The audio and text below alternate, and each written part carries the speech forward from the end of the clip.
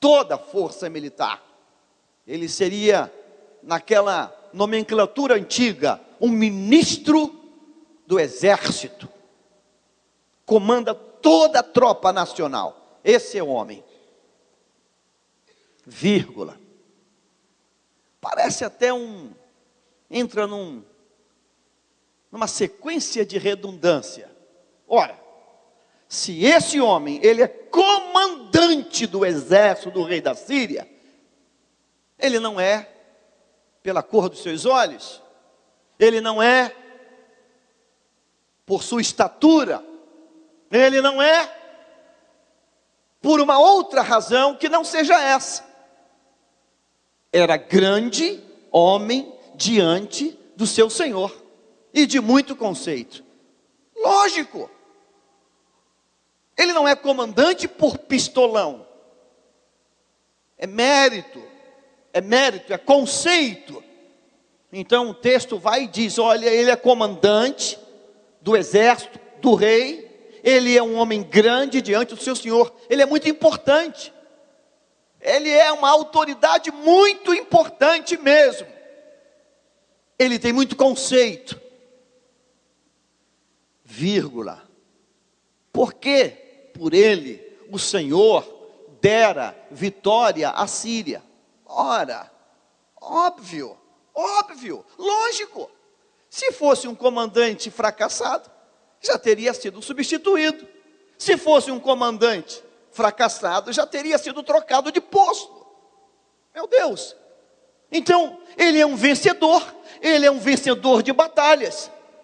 E o texto diz que Deus o ajudara numa grande vitória. Ponto e vírgula. Era ele herói da guerra. Tudo isso são coisas lógicas, óbvias, de quem exerce uma função e um posto como esse.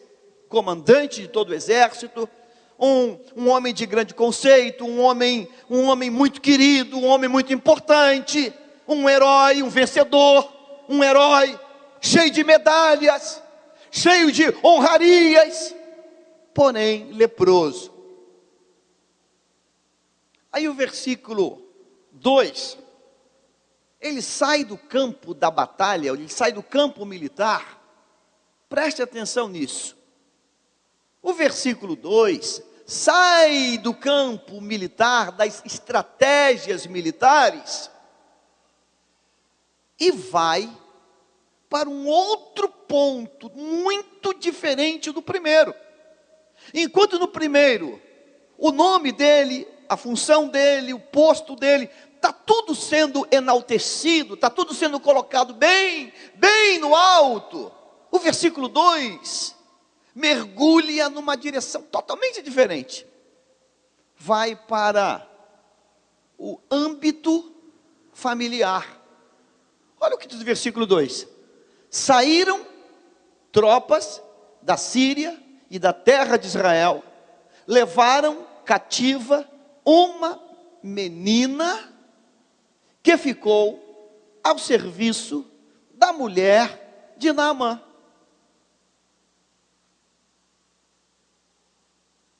Que coisa interessante. O texto está falando de um homem chamado Naamã. Esse homem é comandante. Na nossa nomenclatura militar nacional, chamaríamos de um 4 estrelas full.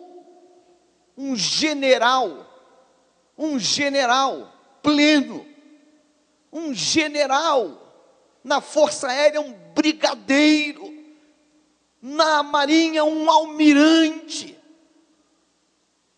Vem falando das batalhas, das conquistas, vem falando das honras, vem falando da condição dele perante o rei. E de repente, parece que para tudo e entra um outro assunto. As tropas, quando vinham com esse comandante, enxergam dentre centenas e centenas de meninas judias, ele enxerga uma menina especial, Alguma coisa chamou a atenção daquele general, naquela menina.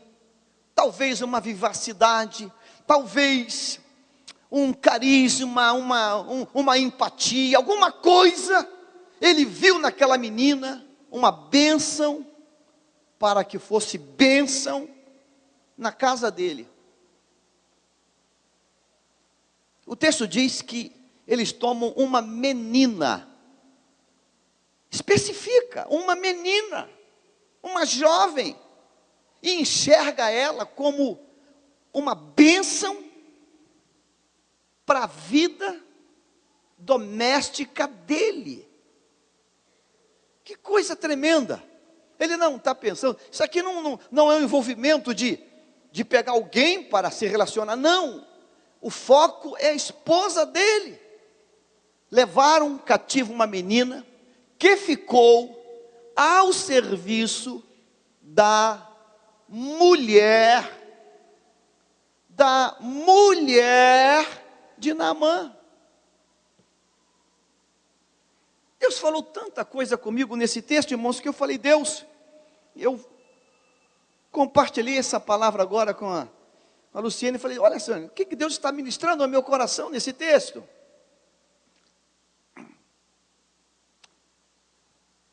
Você percebe que a única informação nesse texto, a única identificação nesse texto, para com a esposa de Naamã, é essa sentença, quase que indeterminada, que diz no versículo 2, que a menina ficou ao serviço de quem? Da mulher de Naamã. Essa mulher tem nome? Essa mulher tem nome? Aquela menina que foi selecionada por ele, ela foi conduzida até a Síria, e aquela menina ficou ao serviço da mulher de Naamã. Apenas isso. Nenhuma outra palavra é dita. Não sabemos o nome dela, não sabemos quem ela é, não sabemos qual é a origem dela, não sabemos nada dela, apenas isso. A mulher de Naamã. Aí o texto diz que essa menina, um belo dia, ela se dirige à sua patroa, a mulher de Naamã, e compartilha com essa patroa algo que está no coração dela, e diz, olha minha senhora, olha, ô esposa do general, no meu país tem um profeta, no meu país tem um homem de Deus, que pode curar o seu esposo, pode curar o meu patrão, no meu país tem isso. E a esposa de Naamã, a mulher de Naamã, procura Naamã, e compartilha isso com ele. E o texto vai dizer para nós, e nós deduzimos, nós entendemos por dedução, não é? Disse, versículo 3, disse ela à sua senhora, tomara, permita, oxalá, que coisa boa, se isso acontecer, se for verdade, tomara que o meu senhor estivesse diante do profeta que está em Samaria, o profeta o restauraria da sua lepra.